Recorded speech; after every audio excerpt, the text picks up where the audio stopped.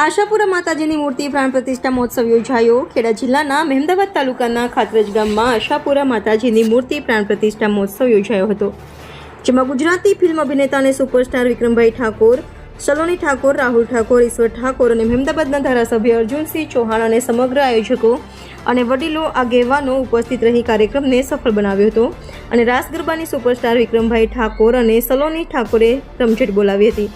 Reporter Pravinsinh Solanki સાથે Navdeep Raval, India 24 news, Kheda.